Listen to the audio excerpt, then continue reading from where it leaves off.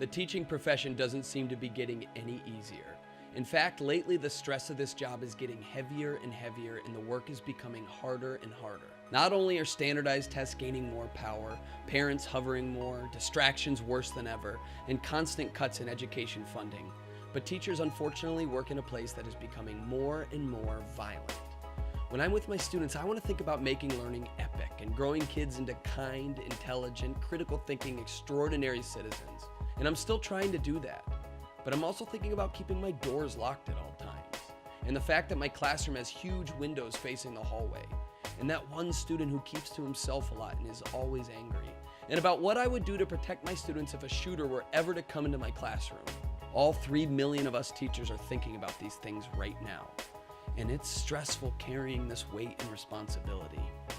And it's not supposed to be this way, but it is. Yet what I think is interesting is the fact that we're not seeing a mass exodus of teachers right now in American schools. The voices of teachers that are rising up following the Parkland shooting is not that of complaining or even ultimatums threatening to leave the profession. You're seeing teachers speak out in the name of students, supporting their voices, standing up for causes that are close to them. We're seeing teachers fight to make our schools and ultimately society better.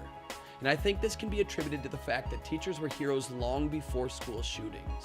And the fact that they're showing up to schools every day despite the threats as well as all the other pressures of this job only amplifies that fact. Teachers are on the ground in these schools every day. Politicians and the media should be talking about how to make schools safer for our kids. But I think teachers need to lead these discussions, and politicians and the media need to listen. If you're a teacher, use your voice. Demand to be heard. You've accepted the amazing but heavy task for caring for the young people in our society and giving them the skills, knowledge, and example of how to make our society better. And for that, you're a hero. And people listen when heroes speak. And if you're not a teacher, do me a favor and thank one. Then take a second to listen to them.